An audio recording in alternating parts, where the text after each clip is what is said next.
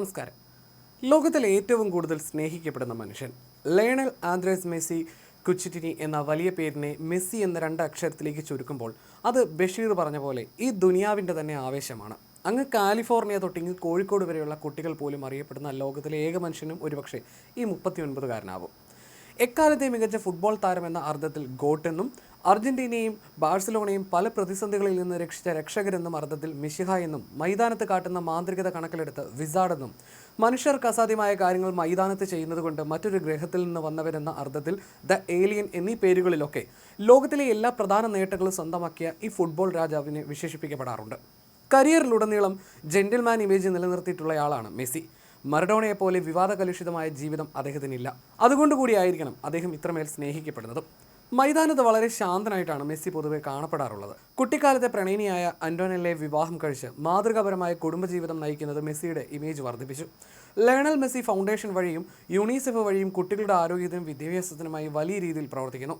Qatar ലോകകപ്പിൽ Netherlands ടീമിനെതിരെയുള്ള മത്സരത്തിനു ശേഷം മെസ്സി നടത്തിയ ചില ആക്രോശങ്ങളും തർക്കങ്ങളും കരിയറിലെ അപൂർവ നിമിഷങ്ങളുമായിരുന്നു. കേരളത്തിലും ലക്ഷക്കണക്കിന് ആരാധകരുണ്ട് മെസ്സിക്ക്. നമ്മുടെ മമ്മൂക്ക ഫാൻസിനോ ലാലേട്ടൻ ഫാൻസോ ഒന്നും മെസ്സിപ്പടയ്ക്ക് മുന്നിൽ ഒന്നുമല്ല. മലപ്പുറത്തെയും കോഴിക്കോട്ടെയും മുക്കിലും മൂലയിലും വരെ മെസ്സിയുടെ കട്ടൗട്ടുകൾ ആകാശമുട്ടെ ഉയർന്നു നിൽക്കുന്നു. ഈ ലോകകപ്പിൽ അൾജീരിയക്കെതിരെ ഹാട്രിക് നേടി ആരാധകരുടെ മനം നിറച്ചാണ് മെസ്സി തുടങ്ങിയത്. പക്ഷേ ഇപ്പോൾ കേരളത്തിലെ സോഷ്യൽ മീഡിയ നോക്കുക. ഒരു വിഭാഗം ഇസ്ലാമിസ്റ്റുകൾ വലിയ രീതിയിൽ മെസ്സിക്കും അർജന്റീനയ്ക്കുമെതിരെ വെറുപ്പ് പ്രചരിപ്പിക്കുകയാണ്. ഗാസയിലെ കുട്ടികളുടെ രക്തം മെസ്സിയുടെ കൈകളിലുണ്ടെന്നും മെസ്സി ഇസ്രയേലിന് ദശലക്ഷക്കണക്കിന് രൂപ ഫണ്ട് ചെയ്യുന്നുണ്ടെന്നും ഇസ്രായേൽ കമ്പനികളിൽ താരത്തിന് ഷെയർ ഉണ്ടെന്നുമാണ് പ്രചാരണം. ഹമാസിനെയും IRGCയെയും ഭീകര സംഘടനയായി പ്രഖ്യാപിച്ചവരാണ് അർജന്റീനയെന്നും ഇസ്രായേൽ അധിനിവേശത്തിന് മൂട് താങ്ങുന്നവർക്ക് പിന്തുണയില്ലെന്നുമുള്ള പോസ്റ്റുകളാണ് സോഷ്യൽ മീഡിയയിൽ പ്രചരിച്ചത്. മുൻപ് ചെഗുവേരയുടെ നാടായിരുന്ന അർജന്റീന ഇന്നിപ്പോൾ അവർക്ക് ചെകുത്താൻ്റെ നാടാണ്. ഇത് വല്ലാത്തൊരു ഒരുതരം അജണ്ടയാണ്. എന്തിലും മതം കലർത്തുക എന്ന ചീപ്പായ പരിപാടി പ്രബുദ്ധമെന്ന് പറയുന്ന കേരളത്തിലും നടക്കുകയാണ്.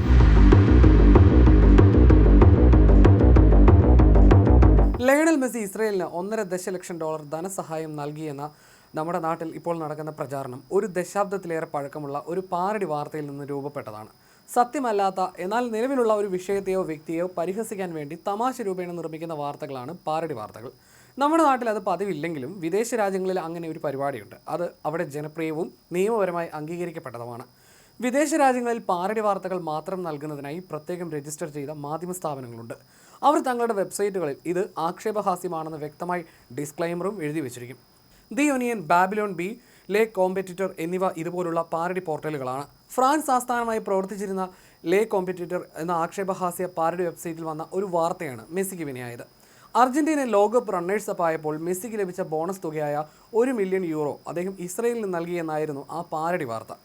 ഈ വെബ്സൈറ്റ് പാരഡി സൈറ്റാണെന്ന് മനസ്സിലാക്കാതെ ഈജിപ്തിലെ അൽ ഫജ്ർ, അൾജീരിയയിലെ റിഫ്ലക്സിയോൺ തുടങ്ങിയ ചില വിദേശ മാധ്യമങ്ങളും ചില ഇറാനിയൻ വാർത്താ ഏജൻസികളും വാർത്ത നൽകി. ഇതോടെയാണ് ഇത് ആഗോളതലത്തിൽ വലിയ രീതിയിൽ പ്രചരിക്കാൻ തുടങ്ങിയത്.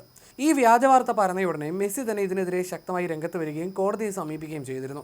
വ്യാജവാർത്ത നൽകിയ സൈറ്റിനെതിരെ മെസ്സി നിയമ നടപടികൾ ആരംഭിച്ചതായി അൽ അറേബ്യ പോലുള്ള അന്താരാഷ്ട്ര മാധ്യമങ്ങൾ തന്നെ റിപ്പോർട്ട് ചെയ്തിട്ടുമുണ്ട്. വാർത്ത നിഷേധിച്ച് മെസ്സി അന്ന് വ്യക്തമാക്കിയത് ഇങ്ങനെയാണ്: ഞാനൊരു യൂണിസെഫ് അംബാസിഡറാണ്. കുഞ്ഞുങ്ങളെ കൊന്നൊടുക്കുന്നുവെന്ന ആരോപണം വന്ന ഒരു രാജ്യത്തിനും ഞാൻ പണം നൽകില്ല. എൻ്റെ പണം ആശുപത്രികൾക്കും സ്കൂളുകൾക്കും വിദ്യാഭ്യാസത്തിനുമുള്ളതാണ്.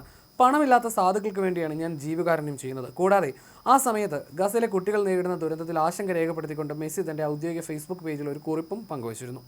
തുടക്കത്തിൽ €1 മില്യൺ എന്ന് പ്രചരിച്ച ഈ വാർത്ത വർഷങ്ങൾക്ക് ശേഷം സമൂഹ മാധ്യമങ്ങളിലൂടെ വീണ്ടും പ്രചരിച്ചപ്പോൾ പലരും അതിലേക്ക് സ്വന്തം ഇഷ്ടപ്രകാരം $1.5 മില്യൺ എന്ന് തിരുത്തി ചേർക്കുകയായിരുന്നു.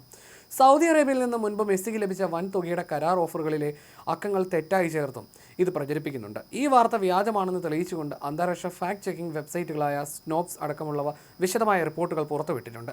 ഈ പഴയ വ്യാജവാർത്ത എടുത്തിട്ടാണ് കേരളത്തിലെ ഇസ്ലാമിസ്റ്റുകളിൽ ഒരു വിഭാഗം പാവം മെസ്സിയെ ആക്രമിക്കുന്നത്.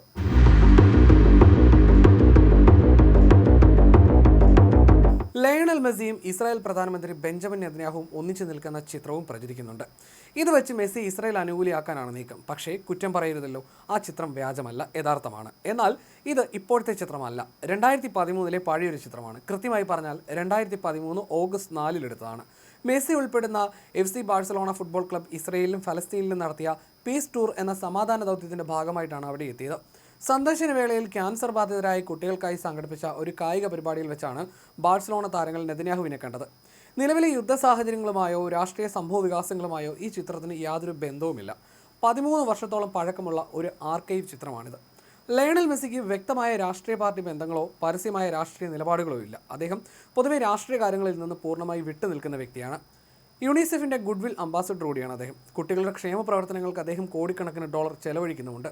കളിക്കളത്തിന് പുറത്തെത്തിയാൽ കുടുംബത്തോടൊപ്പം സമയം ചെലവഴിക്കൽ, വീഡിയോ ഗെയിമുകൾ കളിക്കൽ, പരമ്പരാഗത അർജന്റീനിയൻ മാറ്റേ ചായ കുടിക്കൽ, സംഗീതം ആസ്വദിക്കൽ എന്നിവയൊക്കെയാണ് മെസ്സിയുടെ ഹോബി.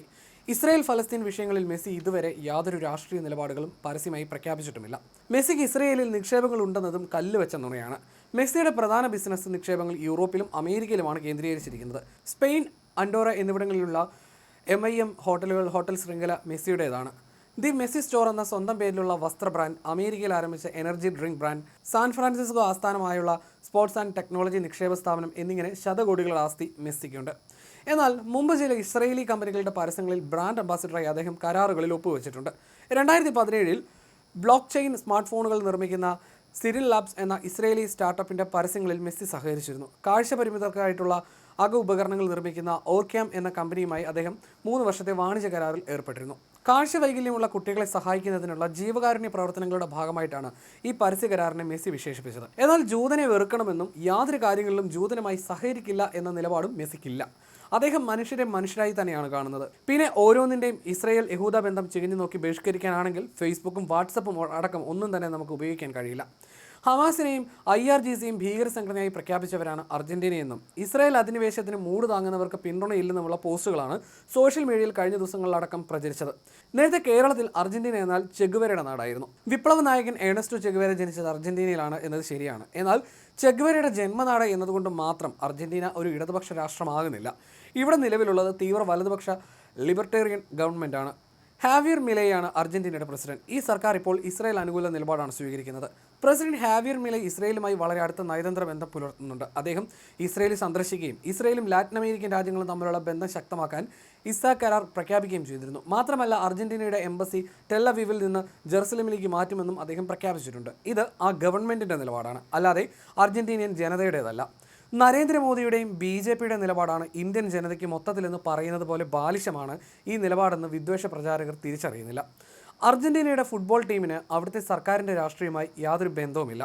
മറുഭാഗത്ത് അൾജീരിയ എന്ന മുസ്ലിം രാഷ്ട്രം വന്നതോടെയാണ് കേരളത്തിൽ മറഡോണയുടെയും ചെഗുവേരയുടെയും നാടിനെതിരെ വിദ്വേഷ പ്രചാരണങ്ങൾ വരുന്നതെന്നും ഓർക്കണം.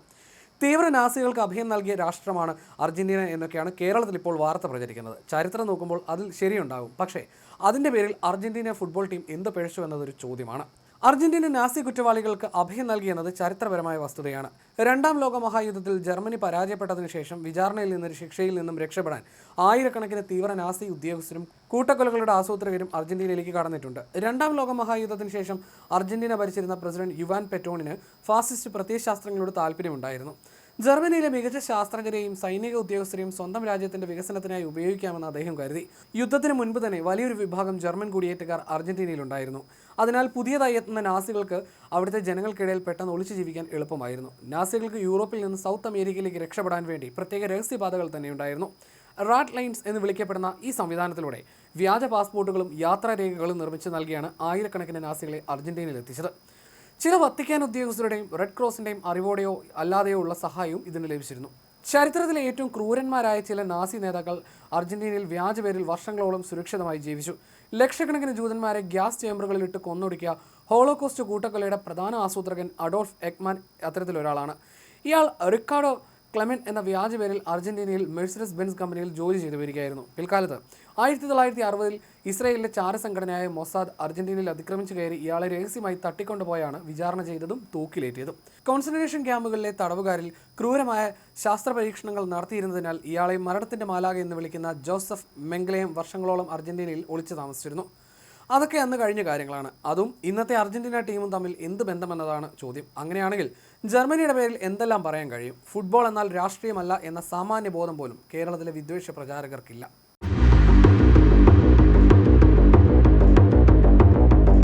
സമീപകാലത്തായി കേരളത്തിൽ കണ്ടുവരുന്ന ഒരു പ്രവണതയാണ് എന്തിലും ഏതിലും മതം കലർത്തുക എന്നത്. അതിപ്പോൾ സ്പോർട്സിലും സംഭവിക്കുകയാണ്. കേരളത്തിൽ എല്ലാ ഫുട്ബോൾ ലോകകപ്പ് കാലത്തും ആരാധകർ തമ്മിൽ വലിയ തോതിലുള്ള സോഷ്യൽ മീഡിയ പോരാട്ടങ്ങളും ഫ്ലെക്സ് യുദ്ധവും ഒക്കെ നടക്കാറുണ്ട്. ബ്രസീൽ, അർജന്റീന എന്നിവയുടെ ആരാധകരാണ് മലയാളികളേറെയും. അത് കഴിഞ്ഞാൽ Portugal, Germany, France, England, Italy, Spain തുടങ്ങിയ രാജ്യങ്ങൾക്കും ഇവിടെ വലിയ ആരാധകരുണ്ട്. സൂപ്പർ താരങ്ങളായ മെസ്സി, നെയ്മർ, ക്രിസ്ത്യാനോ റൊണാൾഡോ എന്നിവരുടെ പേരിൽ ഇവിടെ ഫ്ലെക്സുകളും കൂറ്റൻ കട്ടൗട്ടുകളും ഉയരാറുണ്ട്. പക്ഷേ ഈ ഫാൻ ഫൈറ്റ് ഒന്നും മതത്തിൻ്റെയോ രാഷ്ട്രീയത്തിൻ്റെയോ പേരിലല്ല. അവിടെ ഇപ്പോൾ മതം കലരുകയാണ്. അൾജീരിയ എന്ന മുസ്ലിം രാഷ്ട്രത്തെ തോൽപ്പിച്ചപ്പോഴാണ് അർജന്റീനയ്ക്കെതിരെ ഹാലിളക്കം ഉണ്ടാകുന്നത്. അതേസമയം ഇറാൻ ഫാൻസ് എന്ന ഒരു കൂട്ടർ ഇത്തവണ പൊട്ടിമുളച്ചിട്ടുമുണ്ട്. കണ്ണൂരിലെ നാറാത്ത് ഉയർന്ന ഒരു ഫ്ലെക്സ് എല്ലാവരെയും ഞെട്ടിച്ചു. ഇതുവരെ കേരളത്തിൽ കേട്ടിട്ടില്ലാത്ത ഇറാൻ ഫാൻസാണ് അത് സ്ഥാപിച്ചത്. ഇറാന്റെ മുൻ പരമോന്നത നേതാവ് ആയത്തുള്ള അലി ഖമേനിയുടെ ചിത്രവും ഈ ഫ്ലെക്സിൽ ഉൾപ്പെടുത്തിയിട്ടുണ്ട്. ഒപ്പം ഫ്രീ ഫലസ്തീൻ എന്ന വാചകവും. ഇത് കൃത്യമായ ഒരു മതപരതയുടെ സൂചനയാണ്. ഫുട്ബോളിൽ മതവും രാഷ്ട്രീയവും കലരുന്നുവെന്നതിൻ്റെ തെളിവാണെന്നും ചൂണ്ടിക്കാണിക്കപ്പെടുന്നു. മാത്രമല്ല, ഫ്ലെക്സ് സ്ഥാപിക്കപ്പെട്ട കണ്ണൂർ ജില്ലയിലെ നാറാത്തിൽ നേരത്തെ പോപ്പുലർ ഫ്രണ്ടിന്റെ ആയുധ പരിശീലന കേന്ദ്രം എന്ന നിലയിൽ കുപ്രസിദ്ധവുമാണ്. മുമ്പൊക്കെ കളി മികവ് നോക്കിയാണ് ഇവിടെ ഫാൻസ് ഉണ്ടായിരുന്നത്. ഇപ്പോൾ പൊടുന്നനെ ഇറാൻ ഫാൻസ് കേരളത്തിൽ സോഷ്യൽ മീഡിയയിലും നിറയുകയാണ്. ഇറാനിൽ നിന്ന് കേരളത്തിൽ വരെ അറിയപ്പെടുന്ന ഒരു കളിക്കാരൻ പോലുമില്ല. ലോകകപ്പിൽ ഇറാൻ ഇതുവരെ ഗ്രൂപ്പ് ഘട്ടത്തിനപ്പുറം കടന്നിട്ടുമില്ല. 18 മത്സരങ്ങളിൽ നിന്നായി 3 വിജയങ്ങളും 4 സമനിലകളും 11 തോൽവികളുമാണ് അവരുടെ സമ്പാദ്യം. പക്ഷേ ഏഷ്യൻ നിലവാരം വെച്ച് നോക്കുമ്പോൾ ശക്തമായ ഫുട്ബോൾ ടീമുകളിൽ ഒന്നുമാണ് ഇറാൻ. അലിദായി, സർദാർ അസ്മുൻ, മെഹ്ദി തരാമി തുടങ്ങിയ അന്താരാഷ്ട്ര തലത്തിൽ അറിയപ്പെടുന്ന മികച്ച കളിക്കാർ ഇറാനിലുണ്ട്. പക്ഷേ ഇവർ കേരളത്തിൽ പ്രശസ്തരല്ല. പശ്ചിമേഷ്യൻ പ്രതിസന്ധികളിലും ഫലസ്തീൻ വിഷയത്തിലും ഇറാൻ സ്വീകരിക്കുന്ന ശക്തമായ നിലപാടുകൾ ചില വിഭാഗങ്ങൾക്കിടയിലാണ് അവർക്ക് പിന്തുണയുണ്ടാകുന്നത്. പരമ്പരാഗത ഫുട്ബോൾ ആരാധനയിൽ നിന്ന് വ്യത്യസ്തമായി രാഷ്ട്രീയ മതപരമായ ആശയങ്ങളോടുള്ള ആഭിമുഖ്യം കാരണമാണെന്നത് വ്യക്തമാണ്. ഇത് കേരളം നേരിടുന്ന അങ്ങേയറ്റം അപകടകരമായ അവസ്ഥയാണ്.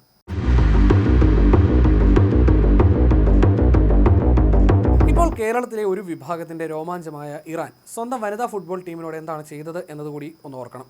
2026 മാർച്ച് ആദ്യവാരത്തിൽ ഓസ്ട്രേലിയയിൽ വെച്ച് നടന്ന AFC വനിതാ ഏഷ്യൻ കപ്പ് ടൂർണമെൻറ്റിനിടയിലാണ് നാടകീയമായ സംഭവങ്ങൾ അരങ്ങേറിയത്. ഇറാൻ വനിതാ ദേശീയ ഫുട്ബോൾ ടീമിലെ ഒരു വിഭാഗം താരങ്ങളും സ്റ്റാഫും രാജ്യത്തേക്ക് മടങ്ങാൻ കൂട്ടാക്കാതെ ഓസ്ട്രേലിയൻ സർക്കാരിനോട് രാഷ്ട്രീയ അഭയം തേടുകയായിരുന്നു.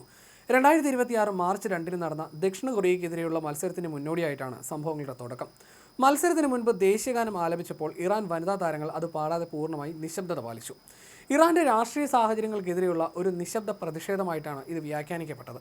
ഹിജാബ് പ്രക്ഷോഭത്തിൻ്റെയും വിലക്കയറ്റത്തിനെതിരായ സമരത്തിൻ്റെയും ഭാഗമായി ഇറാനിൽ സ്ത്രീകൾ ഉൾപ്പെടെ ആയിരങ്ങളെ പട്ടാളം വെടിവെച്ച് കൊന്നതിനെതിരെയുള്ള പ്രതിഷേധമാണ് വനിതാ ഫുട്ബോൾ ടീം ഉയർത്തിയത്. ഇതിനെ തുടർന്ന് ഇറാന്റെ ഔദ്യോഗിക സർക്കാർ ടെലിവിഷൻ ചാനലുകൾ ഈ താരങ്ങളെ യുദ്ധകാലത്തെ രാജ്യദ്രോഹികളെന്ന് വിളിക്കുകയും അവർക്കെതിരെ കടുത്ത ശിക്ഷാ നടപടികൾ ഉണ്ടാകുമെന്ന് പരസ്യമായി പ്രഖ്യാപിക്കുകയും ചെയ്തു. നാട്ടിലേക്ക് മടങ്ങിയാൽ തങ്ങൾ പീഡിപ്പിക്കപ്പെടുമെന്ന ഭയത്താലാണ് ടൂർണമെൻറ്റിൽ നിന്ന് പുറത്തായതിനു പിന്നാലെ മാർച്ച് 9 താരങ്ങൾ ഓസ്ട്രേലിയയോട് സഹായം അഭ്യർത്ഥിച്ചത്. പക്ഷേ ഓസ്ട്രേലിയയിൽ രാഷ്ട്രീയ അഭയം തേടാനുള്ള തീരുമാനം ഇറാൻ ദേശീയ വനിതാ ഫുട്ബോൾ ടീമിലെ 5 താരങ്ങൾ നാടകീയമായി പിൻവലിച്ചു. കുടുംബാംഗങ്ങളെ ഇറാൻ അധികൃതർ ഭീഷണിപ്പെടുത്തിയതാകാം പെട്ടെന്നുള്ള ഈ തീരുമാനമാറ്റത്തിന് പിന്നിലെന്ന് മനുഷ്യാവകാശ പ്രവർത്തകർ പറയുന്നു. ഇറാൻ റവല്യൂഷണറി ഗാർഡ്സ് ഇവരുടെ ബന്ധുക്കളെ തടവിലാക്കി തല വെട്ടുമെന്നും സ്വത്ത് കണ്ടുകെട്ടുമെന്നും ഭീഷണിപ്പെടുത്തിയതായി ആരോപണമുണ്ട്. എന്നാൽ അപേക്ഷ പിൻവലിക്കാത്ത 2 താരങ്ങൾ ഫാത്തിമ പസന്തീദെ, അദീഫെ റമാദി സാദെ നിലവിൽ ഓസ്ട്രേലിയയിൽ തന്നെ തുടരുകയും അവിടുത്തെ പ്രമുഖ ക്ലബ്ബായ ബ്രിസ്ബെയിൻ റോറിനൊപ്പം പരിശീലനം ആരംഭിക്കുകയും ചെയ്തു. അവർ ഇപ്പോഴും ഓസ്ട്രേലിയയിൽ സുഖമായി സമാധാനമായി ജീവിക്കുന്നു. പക്ഷേ മറ്റുള്ളവർക്ക് എന്താണ് സംഭവിച്ചതെന്ന് വ്യക്തമല്ല. രാഷ്ട്രീയം നോക്കുകയാണെങ്കിൽ ഈ രീതിയിൽ സ്വന്തം ജനതയെ കൊന്നൊടുക്കിയ ആഗോള ഭീകരതയുടെ വിളനിലമായ ഇറാനു വേണ്ടി കേരളത്തിലെ ഒരു വിഭാഗം നിലകൊള്ളുകയാണ്. പട്ടിണിയും പരിവട്ടവും മാനമുട്ടുന്ന വിലക്കയറ്റവുമായി കഴിയുമ്പോഴും ഫുട്ബോളിലെ നെഞ്ചിലേറ്റുന്ന അർജന്റീന ഫാസിസ്റ്റ് രാജ്യവും.